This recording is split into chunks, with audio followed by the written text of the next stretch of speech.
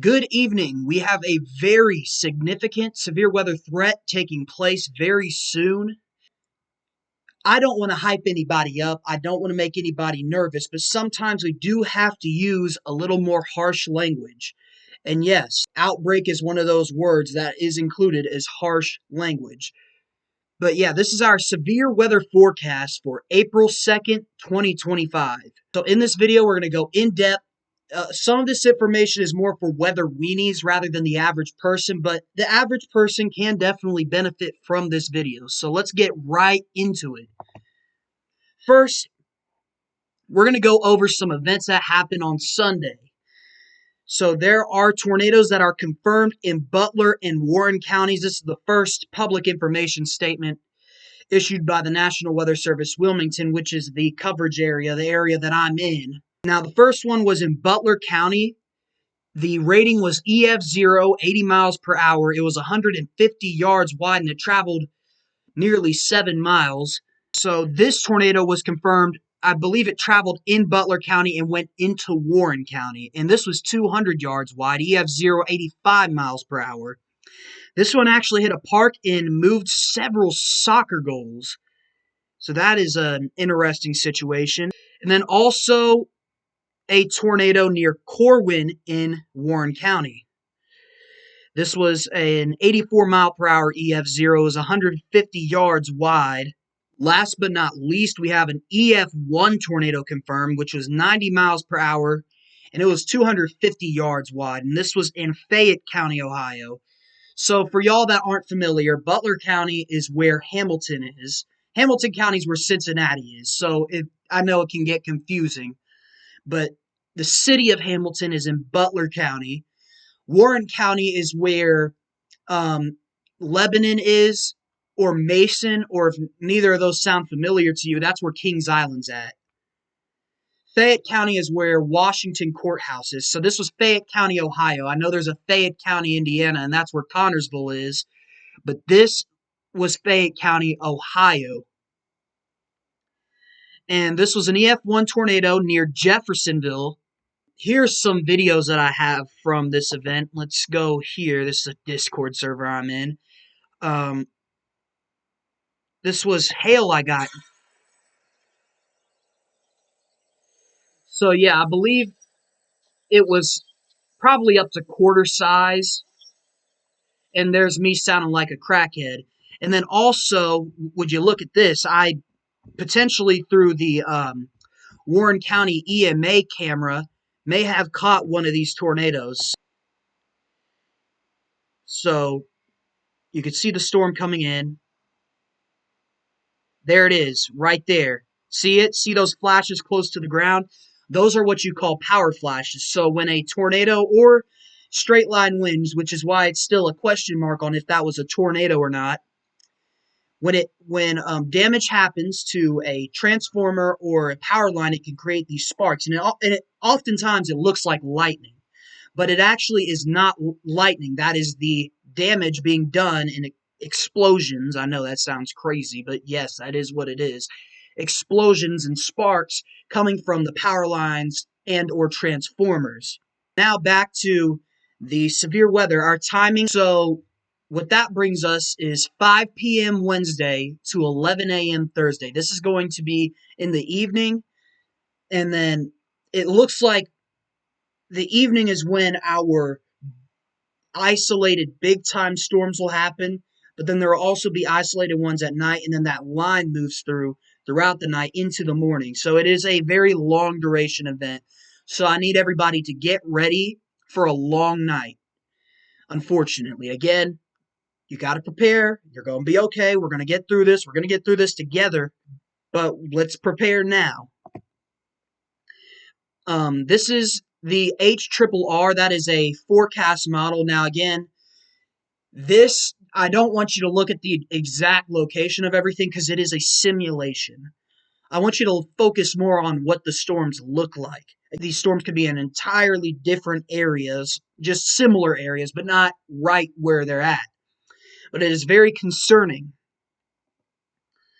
and see where these red circles are. These are isolated. These are the supercell thunderstorms that we'll be talking about. And these will have the threat of the tornadoes, the biggest of the hail, and the worst of the tornadoes. You know, what saved us on Sunday from getting some of the larger, more powerful tornadoes, the EF2 plus, strong to violent, was things becoming aligned sooner. And we're not as sure. We're actually very kind of anticipating that not happening.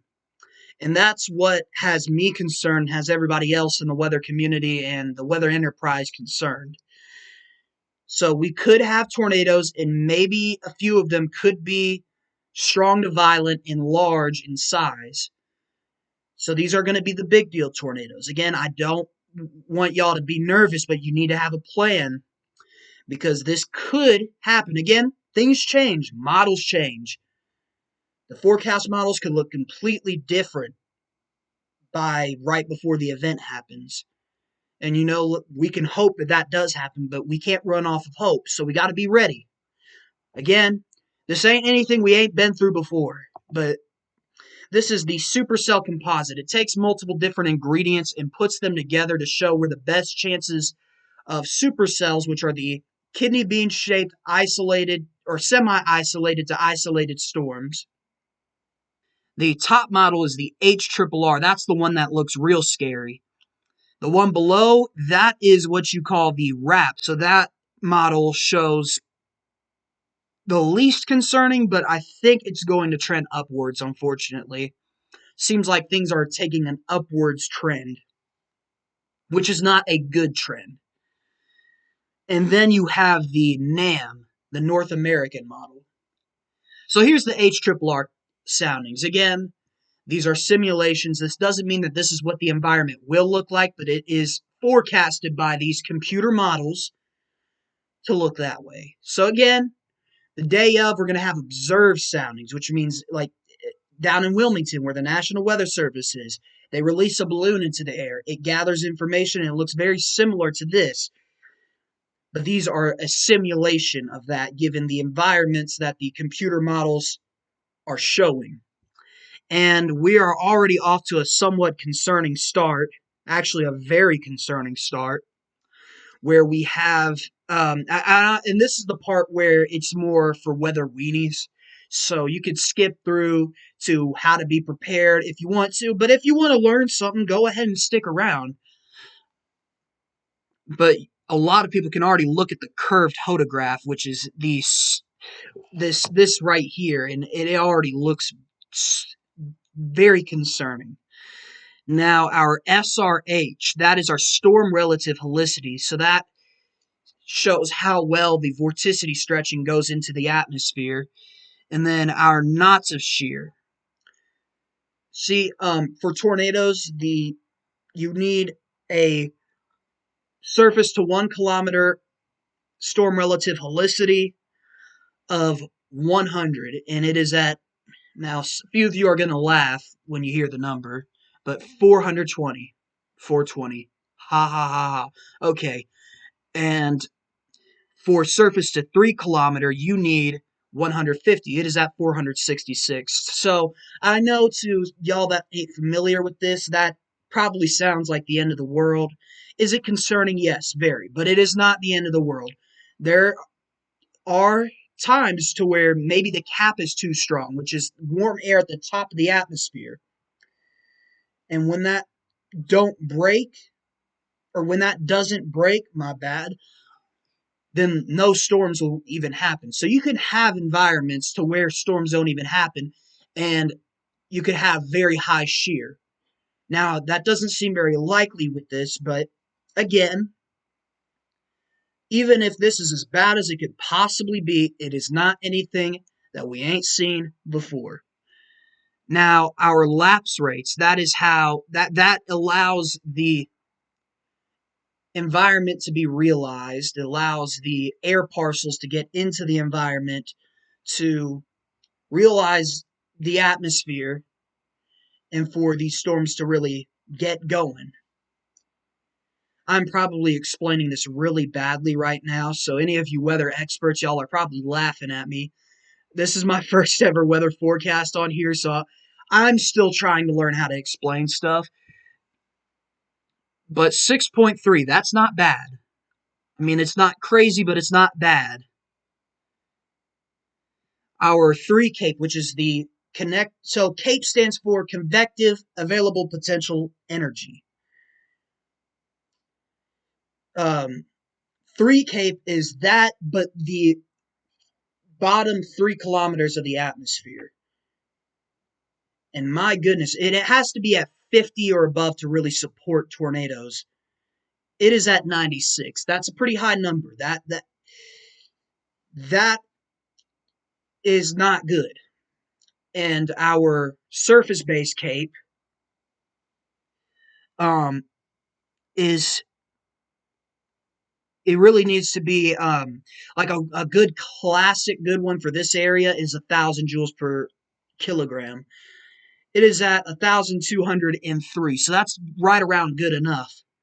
So let's go take a look at another sounding. This is Montgomery County at 6 p.m. What was the last one? Let's Darke County. Okay, so that's where Greenville is. So I just want, because I know there's going to be some people that live in, for example, Fayette County, Ohio, and they don't know counties that well, and that's okay. So I just kind of want to explain what cities are there. So Montgomery County, that's where Dayton is. Our SRH is a little lower, but it's still more than enough to be something concerning. Our 3 CAPE is at a whopping 104. Our lapse rate, 6.5. That's very concerning. And, wow. Surface-based CAPE is 1,575. Not good. And, yeah, so it's definitely concerning. Now, this is our HRRR sounding in Franklin County, Indiana, not Franklin County, Ohio. Franklin County, Ohio is where Columbus is. Franklin County, Indiana is where the city of Brookville is. Not to be confused with Brookville, Ohio, which is in Montgomery County. Man, that's super confusing. Not to me, but to most people that would be. But Brookville, Indiana, and that's where Brookville Lake is. And this is very concerning too. Actually, this might be the most concerning sounding. I'm just now realizing that. Our SRH first kilometer is 449. Whew. Goodness. 531 at the 3 kilometer. 6.3 on the lapse rates. 119 on the 3 CAPE. That is definitely something concerning. And surface-based CAPE is 1,291. Mixed layer is 1,717. So another really concerning look. And now we're going to go to the RAP soundings. And my goodness, the shear on these is not good. And now we're going back to Montgomery County at 5 p.m. 357 SRH at the 1st kilometer and 507 at the 3 kilometer. Whew. Don't like to see that. But some good news with this one is our lapse rates are low at 5.1 and our 3 CAPE is low at 6. That's not even enough to be anything, to be totally honest. And our surface-based CAPE is at 705 and our effective layers at 947, which those numbers, those are good enough to be something. It's still low, but with that much shear, it could definitely be something. But yeah, our 3 CAPE, excuse me, I haven't talked this much in a while, is not as high. Now, we can go to Warren County. Again, that's where Kings Island, Lebanon, Mason, that's that area. Now, our 3 CAPE, oh, and this is at 8 p.m. Our 3 CAPE is very high at 111. Our lapse rate's at 6.2. This might be when right around when a storm, oh, yeah, look. Okay, so I can tell that is saturated, so that might not be the best sounding. So it may be when a simulated storm is hitting. Our surface-based CAPE is 395, and our effective layer is 871. Our storm relative helicity, SRH, 277 at the first kilometer, 309 at the third kilometer. So it's definitely concerning.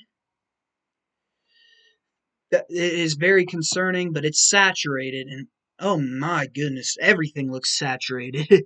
It's not super saturated, but it's something, it could be saturated, so we're going to take this with kind of more of a, I don't know if I want to say a grain of salt, maybe about a teaspoon of salt, if that makes any sense. Probably don't. I don't make sense. Apologies. But our 3K 75, that's more than good enough. Our surface-based CAPE is at 485. Our effective layer is at 1020, so 1020. Lapse rate 6.3. Surface, so our storm relative helicity, first kilometer 322, third kilometer 391. Now let's go to the NAM soundings. Now these scared the pants off me, to be totally honest. This, wait, oh, did I not go over that? Okay. Yeah, that last rap sounding, that's in Henry County in Indiana. Now, I know that's outside of Wilmington coverage area, but I still count them as local. I still will issue a warrant, or not issue, but post a warning on my Instagram if something's over there, because I know people there. And for y'all that don't know where Henry County is, that's where Newcastle is. And that's right below Delaware County, which is where Muncie is.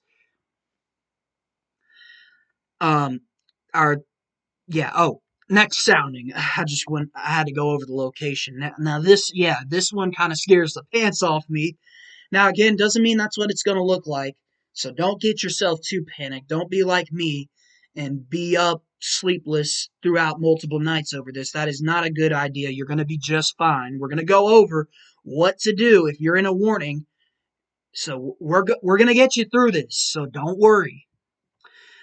Now, our 3K and our lapse rates are kind of lacking, 41 and 5.7. Our surface-based CAPE is at 509. Our effective layer, 1,000 exactly. Mixed layer, 1,019.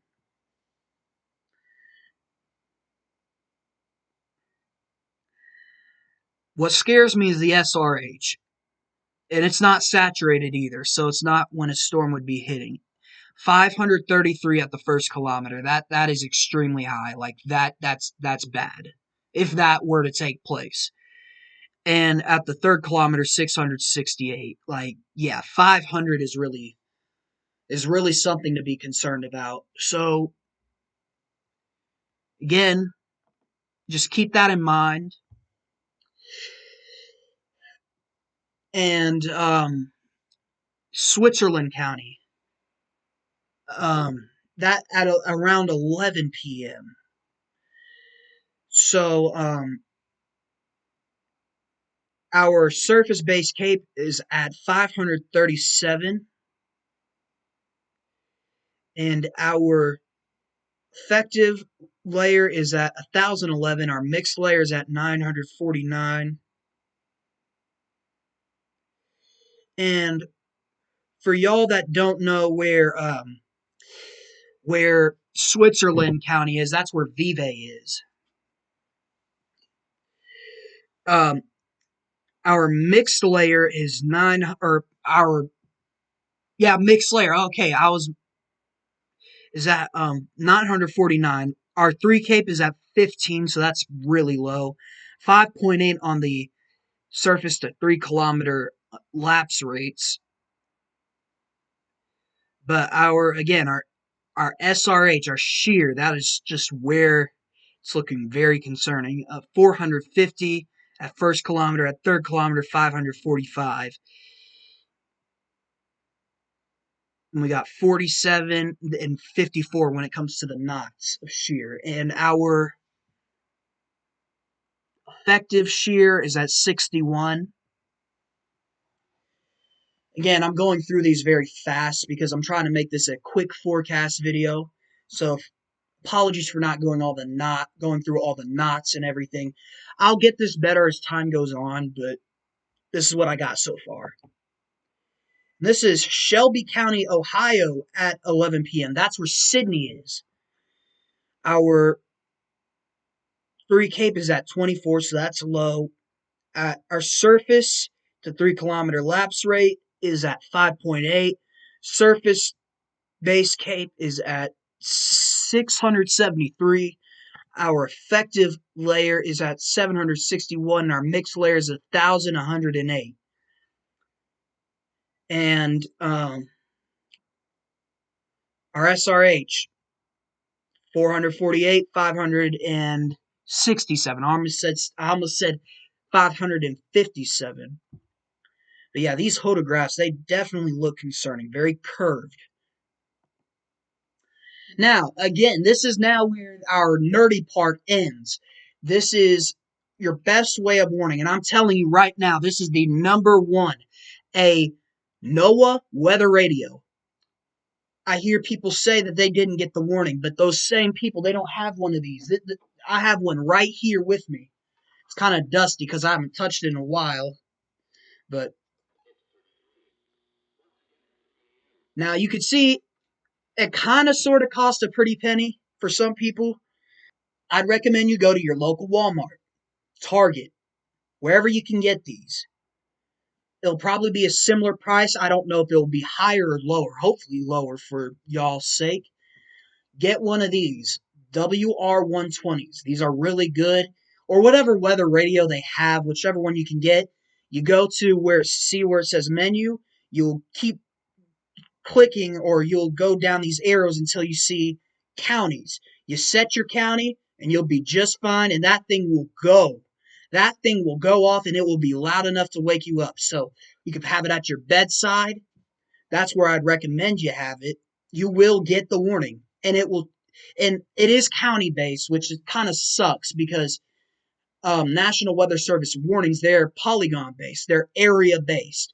Like, for example, we'll use Greene County as an example. If a tornado is heading towards Jamestown, people in Fairborn, they're not going to need to get a warning because that in no way is going to affect them. That's why they do polygon-based warnings. With weather radios, they do county-based, which isn't really the best. But the thing that's different between this and your wireless emergency alerts or your outdoor warning sirens is this thing will give you every detail you need to know. It will tell you what communities are impacted, even parts of interstates. So it really gives you good details. And if you don't hear it, you can always go on the TV, get your favorite news station on, and they'll give you everything you need to know. Now, our next thing, wireless emergency alerts, are another good way. Now, again, I want you to not only have that as your way of warning. You need to have multiple ways. Weather radio, wireless emergency alerts. You can even get a weather app on your phone in case that don't work because cell towers can be complicated. One way or another, you're going to get this warning if it's issued for you. You go to your settings, you go to your wireless emergency alerts. Now it has different options. It has the weather alerts and it has the Amber alerts. Now, I'd recommend you turn them both on. You need to have these on because these will go off. Life-threatening type of warning is issued for your location, rather that be a tornado warning or a destructive severe thunderstorm warning. Because severe thunderstorm warnings, they have 3 levels now. The third one is like huge hail and like tornado level wind gusts, but in a straight line. So it's basically just like a straight line wind tornado at that point. And here's the thing, something needs to change, and it's with the outdoor warning sirens. For some reason, people think that they're going to be able to hear some outdoor warning siren when it is at nighttime or when you're indoors or when you're sleeping. Oh my goodness, if you're sleeping, please do not rely on those. You will not hear them. Homes are designed to soundproof, to keep any sounds outside from creeping inside, so you won't hear them. And really, you won't hear these sirens inside at all, but especially if it's raining. if there's wind, if there's thunder, and especially if you're sleeping. Now, here's the thing. I get it. I'm not saying sirens are bad. If you're at the football game, if you are at the park, if you're walking the dog, perhaps that's where they're kind of supposed to be used for. That's actually what they were built for. They were never built for people indoors. But even then, I would recommend having more than one way to alert you just to be on the safe side. And too many people that are hit say they had no warning. But that's because they relied on this outdoor warning siren to alert them indoors. That's a problem. That's a huge problem. They're never meant to alert you indoors. And that is something that needs to change. And I think where it started is media companies calling them tornado sirens. That was really bad. That probably started back when they were used in the Cold War, calling them air raid sirens. People thought they'd hear them indoors. No, you're not hearing them indoors. If you're outdoors, if your community even has them, you may hear it. But that's another issue. So many communities don't have them. I can name off of a few. Beaver Creek, that's in Greene County. They have no outdoor warning sirens. The base does, so if you hear something, it's coming from there. But Beaver Creek has 0 outdoor warning sirens. The city of Dayton, which is in, again, Montgomery County, 0. City of Springfield, 0. That's in Clark County. Champaign County as a whole, 0. So that's the thing. I would say if you're outdoors, you may be good, but I can't even say that because there's communities in some entire counties that don't have them to begin with. They don't exist. So you need to have more than one way to alert you. That isn't a siren. Now, if you are in a site-built home, here are the places you go to. Shout out whatever news station this was. None of these images are mine that I use on here. So, again, I'm not trying to make money off of this either. So, I like this one the best because most of them have the bathroom section as green. Green meaning it's a good place. But in this house, the bathroom is not the safe place. It is exterior. This wall right here, exterior. That closet in that hallway is a really good place because it's interior. Think of it like a winter coat. You use those layers of clothing in the wintertime to protect yourself from the cold. Well, you can use that same concept here. You use as many layers of walls between you and the tornadic debris and the tornadic winds as you possibly can. And you basically, by that, you need to go to the center of the house. And that closet and that hall is good. And if you have an underground shelter, you can bet your bottom dollar that's where you need to be. Now, if you know somebody with an underground shelter and you don't have one, you may want to consider on Wednesday going to their house and hanging out there for the day. I'm just going to say that. But yeah, you may want to consider doing that. I forgot to put this slide in, but you also need to have a helmet on. This could be a bicycle helmet, a motorcycle helmet, a sports helmet, a hard hat. Okay? If you don't have one, get one from the Dollar General, Family Dollar, Walmart, Target. I mean, every store has a bicycle helmet. And get one for everybody in your household, not just the kids. Everybody on the news, they say, get bicycle helmets for the kids. No, get bicycle helmets for the kids, adults, elders, everybody. Shoot, you may even want to get one for a pet. Why not? If you have a newborn, get the car seat. That does not mean go in a car. Do not go in a car. And we'll go over that in a second. But get the car seat and have them in there. That could be like their little helmet. Another thing you need to have, hard sole shoes. These are your J's, your Adidas, your Vans, your cowboy boots if you're out in the country. These are not your flip-flops. These are not your sandals. No, none of those hard sole shoes. And that is for after the tornado. You don't want to walk barefoot or in socks on hard, sharp debris because there's glass, there's nails, stuff like that. You really don't want to walk over that because that could be an injury, and the less injuries, the better.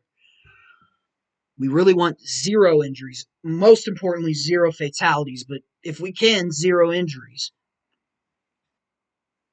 Evacuate mobile homes and cars.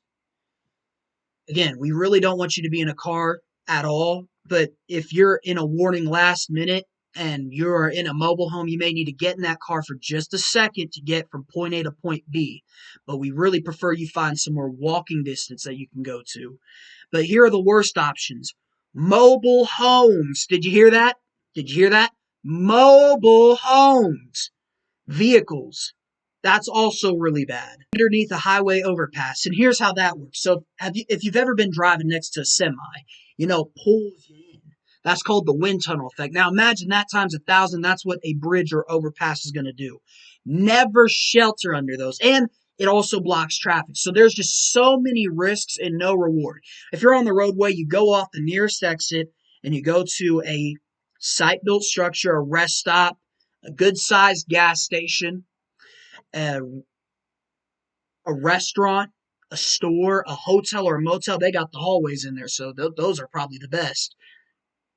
Go there, and if you can't get anywhere else and the tornado's right there, pull your car over and get in a ditch, cover your head and neck, and you'll be fine. Again, other bad options, manufactured, that's the same as mobile homes. Yeah, trailers, mobile homes, manufactured homes, no, get out. Large open rooms like gymnasiums.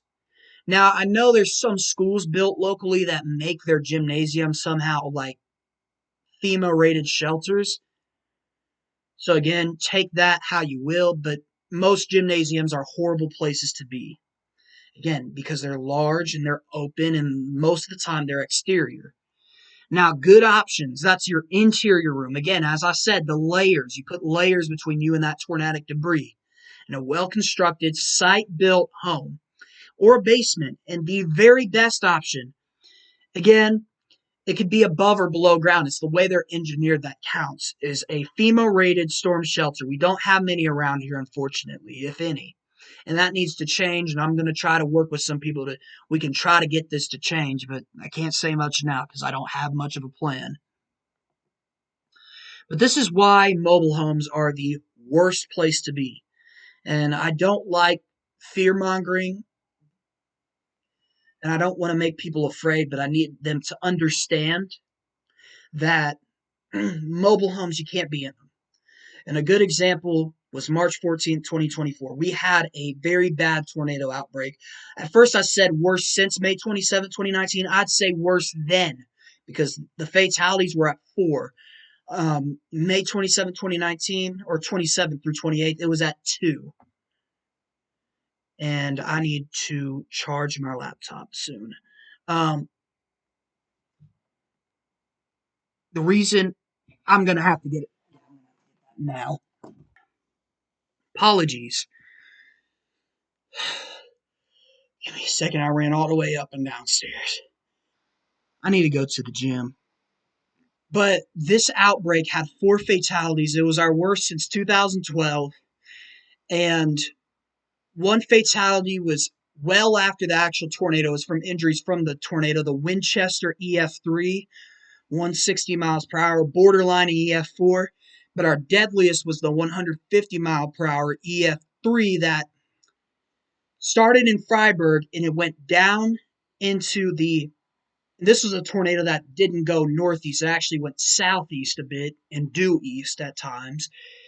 It went towards the Indian Lake community, Lakeview, Orchard Island, the communities like that. And there are 3 fatalities. All 3 were elderly people in mobile homes. That is unacceptable.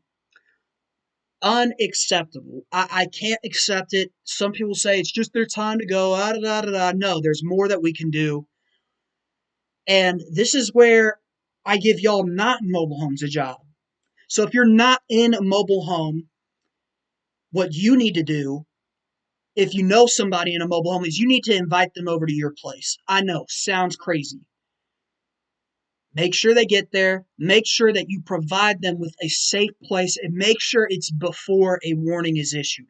I want people out of the mobile homes when a watch is issued to allow them as much time as needed to get from point A to point B. So when the tornado watch is issued, as I say on my Instagram page all the time, now's the time for mobile home people to get out. Okay?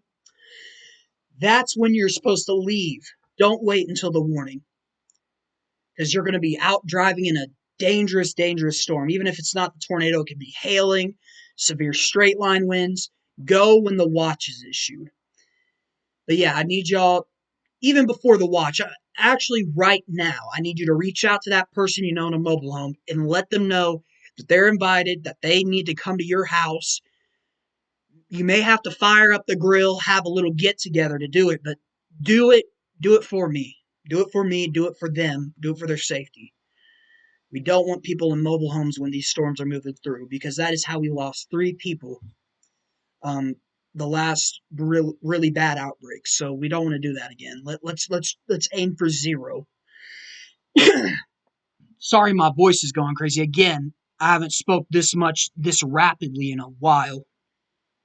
Now, some people may be wondering, what is a tornado watch and tornado warning? And we've said this about a billion times, but don't feel ashamed if you don't know. That's a problem on our part, people communicating the message. A tornado watch is issued when a tornado is possible or expected, really, in a broad area. That's kind of your heads up, the hey, these storms are about to get going. You need to know your safe place and be ready to get there. Have your stuff together. And a tornado warning, that means a tornado is happening or it's just about to happen. It means that there's strong rotation or perhaps a tornado down. And a lot of times, tornadoes touch down before weather people know it. It happens fast, so you don't want to risk it. And I know the National Weather Service in Wilmington, they do a great job. They will issue a warning only if it is absolutely necessary. And that's when you go to your safe place, because that means it's happening. It's game time. It's time for you to take the action you need to take. So go to your safe place in that. Get the helmet on. Get the hard sole shoes on. You stay there. You get a news source you find to get the information. And when you are out of that warning, when it's over, then you can get up and like nothing ever happened.